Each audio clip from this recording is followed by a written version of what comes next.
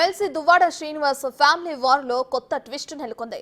అసలు గొడవంతా ఆస్తుల కోసం తిరుగుతున్న నేపథ్యంలో పార్వతీశ్వరరావు అనే వ్యక్తి మధ్యలోకి వచ్చాడు. శ్రీనివాస్ తనకు 60 లక్షలు బాకీ ఉన్నారని, అది క్లియర్ చేయాలని డిమాండ్ చేస్తున్నారు. ఏడాది క్రితం తమ భూమిని దువ్వాడ శ్రీనివాస్ కు అమ్మామని సదరు వ్యక్తి చెబుతున్నాడు. 22 సెంట్ల భూమిని అమ్మక తనకు 60 లక్షల వరకు బాకీ ఉన్నట్లు బిగ్ టీవీతో తెలిపారు.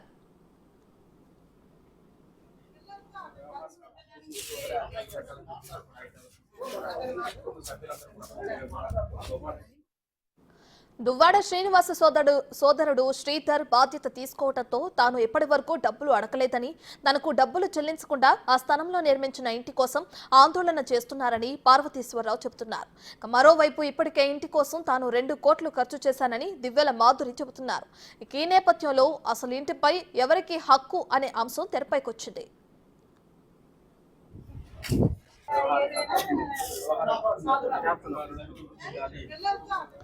దువ్వాడ శ్రీనివాస్ వాణి చర్చించుకుని తన డబ్బులు ఇప్పించాలని, లేకుంటే ఇంటికి తాళం వేస్తానంటున్న స్థల యజమాని పార్వతీశ్వరరావుతో మా ప్రతినిధి రాజు ఫేస్ టు ఫేస్.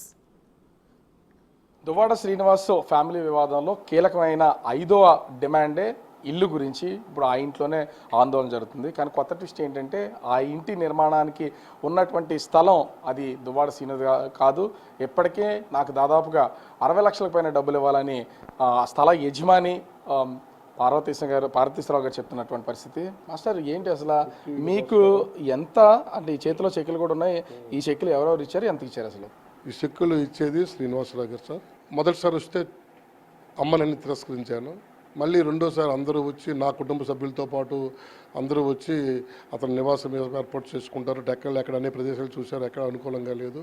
ఈ ప్లేస్ అనుకూలంగా ఉందంటే మరి అది కమర్షియల్గా ఉంచాలనుకున్నాను నేను. అనుకూలంగా ఉన్నదంటే మనసు కరిగి పిల్లల పెర్మిషన్ తీసుకొని శ్రీని గారికి ఇవ్వడం జరిగింది. ఎంత సార్ మొత్తం స్థలం అంటే ఎన్ని సెంట్లు? 24 సెంట్లు, 22 ప్లస్ మరో 2 సెంట్లు ఇవ్వడం అయింది. 24 సెంట్లు స్థలం అది.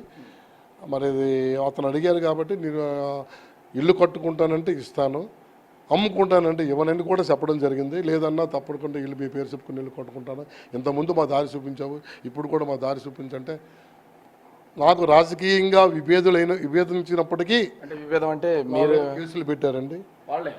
నేను ఏదో నాకు తెలుసో రాజకీయంగా నేను రామ్మోహన్ రెడ్డి ఎంతో కొద్ది అభిమానం. నాకు కృపారాణి గారు అనుంగా కుటుంబం మాది. ఆవిడ టైంలో ఆవిడ సపోర్ట్ చేసాం. కాంగ్రెస్ పార్టీ పతనం అయిపోయిన తర్వాత ఇంట్లో మేము రాజకీయంకి నమస్కారం పెట్టి ఇంట్లో ఉంటే బ్రదర్ సేవ చేసుకుంటుండే, మా ఇద్దరు ఉద్యోగాలు చేసుకుంటున్నాం. మేము రాజకీయాలు మాకు అనవసరం.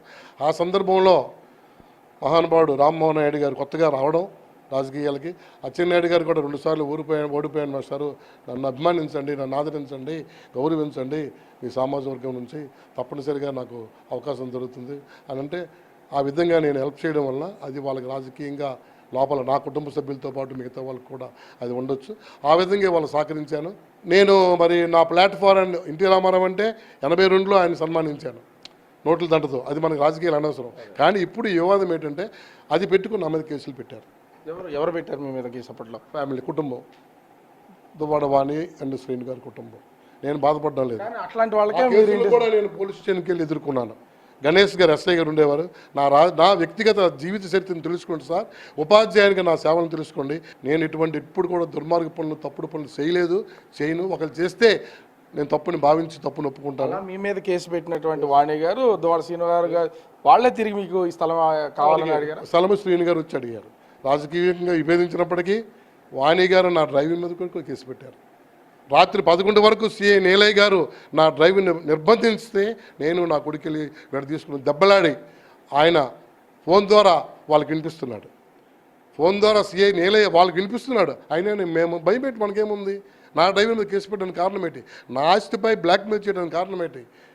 అప్పుడు నాకు ఎంత ఇవ్వాలి సార్ మీకు? అంటే ఈ స్థలానికి సంబంధించి మీకు ఎంత రావాలి ఇప్పటివరకు? 60 లక్షలు రావాలి.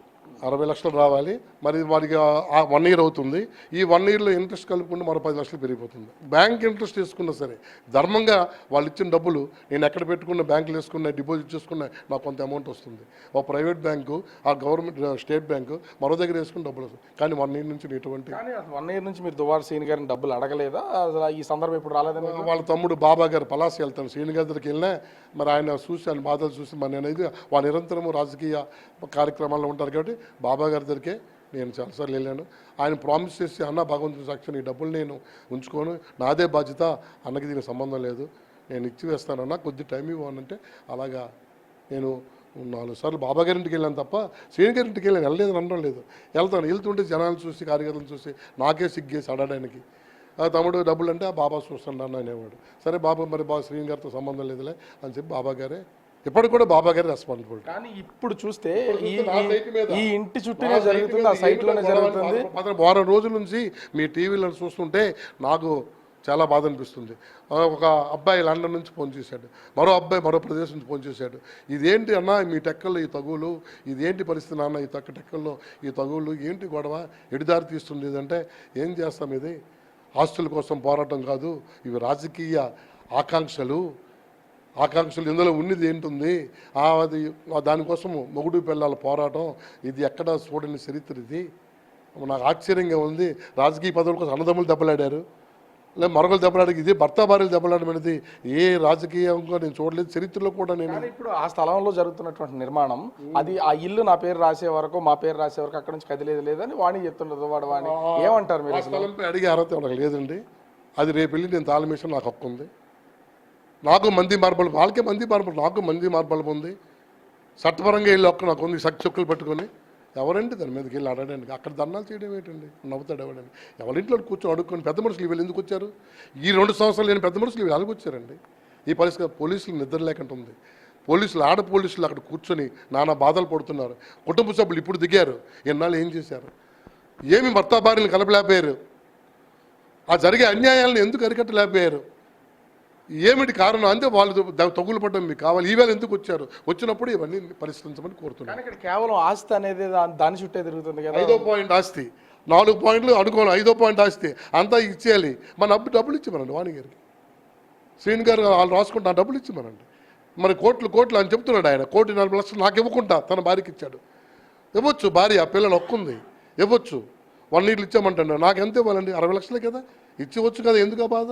చాలామంది చెప్పారు అలా 40 ఫండ్ వచ్చింది అడగండి అన్న అనేసి. నో 40 ఫండ్లతో సంబంధం లేదన్న, నాకు ఆక్షేపణ వద్దు, నా డబ్బులు నాకు ఎలా రావాలి తెప్పించుకోవాలని చెప్పేసి నేను చూశాను. ఈ కన్స్ట్రక్షన్ చూస్తే దగ్గర 3 కోట్లు మనకు కనిపిస్తుంది, 2 కోట్ల పైన 3 కోట్లు కనిపిస్తుంది. ఆ విధంగా కట్టుకున్నాడు. మరి ఆయన డబ్బులు లేనప్పుడు ఎక్కడో అప్పు తెచ్చుకుంటాడు. అది ఎవరిదైనా అప్పు తెచ్చుకోవచ్చు, కట్టుకోవచ్చు. ఆయన ఆ విధంగా చేసుకున్నాడు. అందులో మరి మాధురి లాంటి వాళ్ళు కొందరు సహకరిస్తే కానీ ఏదైనా అవ్వద్దు. మరి ఒక్కసారి శ్రీనివాసరావు దగ్గర అన్ని కోట్లు నా డబ్బులు నాకు ఇచ్చాడా? ఇప్పుడు శ్రీనివాసరావు బాబా దగ్గర డబ్బులు కానీ ఉంటే వాళ్ళు నా డబ్బులు నాకు ఇచ్చారా? వాళ్ళు అంటే ఆర్థిక ఇబ్బందుల వల్లే కదా. సో తక్షణం నివసించాలనే ఉద్దేశంతో మరి అటువంటి అమ్మాయి సహకారము లేదా కార్యకర్తల సహకారంతో ఆయన ఆ విధంగా నిర్మించుకున్నాడు. దానిపై ఇప్పుడు ఆశ పెరిగింది. అంత ఇంటికి వెళ్ళి దౌర్జన్యం చేయవలసిన పరిస్థితి అతను అంటున్నాడు. ప్రధాన నా కూతుర్లు, నా పిల్లలు నాకు ఇప్పుడు అన్యాయం చేయని అంటున్నాడు. ఇట్టి పరిస్థితుల్లో కూడా తెలుసుకోవాలి. ఒక అమ్మాయి మ్యారేజ్ చేశాడు, హ్యాపీగా అమ్మాయి జీవిస్తుంది వైజాగ్లో. ఈ డబ్బు కోసం వచ్చి తండ్రిని, అంటే నాకు తెలిసినంత వరకు తల్లిని కూడా బజారెక్కించడం, అలాగా ప్రాధేయపడడం అది మంచిది కాదు. ఇప్పటికైనా చదువుకున్నటువంటి విఘ్నులుగా ఆలోచించుకొని ఒక పరిష్కార మార్గంలో వెళ్ళి దీంతో పులి స్టాప్ పెట్టమని కోరుతున్నాను. శ్రీనివాసరావు తన భార్య అక్కర్లేదా? తన బిడ్డలు అక్కర్లేదా? తన బిడ్డలకి ఎంతగా చెప్తున్నాడు? తన భార్య ఏమి హింసించింది కాబట్టి భార్యకి ఆయన నిందిస్తున్నాడు. 30 సంవత్సరాలు జీవనం చేశాడు. రేపొద్దు కలుస్తారు. ఇన్ని నేను చూడడం లేదు. వాళ్ళే ఎన్నో తగ్గులు పరిష్కరించారు వాళ్ళ ఇంట్లో పెట్టి. మాధురిని ఈ మధ్యలోకి తీసుకురావడం కరెక్టే అంటారు? మాధురి అనేది తేవడి ఎవరు తెచ్చారు చెప్పండి ఒకసారి. ఎవరు తెచ్చారు? ఎవరు తెచ్చారు? ఎందుకు తేవాలి? తెచ్చిన తర్వాత ఆవిడని అసాసినేట్ చేయడం బాగుందా? అది సభ్యతగా ఉందా? ఆవిడని ఉదాహరణగా చేసుకొని మీరు దెబ్బలాడుకోవడం బాగుందా? ఎవరండి మాధురి? తన ఇంట్లో తను ఉంటే పోద్ది మమ్మంటే. ఆవిడ మానసికంగా డిస్టర్బెన్స్ అయిపోయి పాపం యాక్సిడెంట్ గురైపోయింది అమ్మాయి. ఈవేళ తన పిల్లలు ఏమవుతారు? నీ పిల్లలకైతే రాజభోగము. ఇన్ని ఎకరాలు అని చెప్తున్నారు మీరు. మరి ఆమె పరిస్థితి ఏంటి?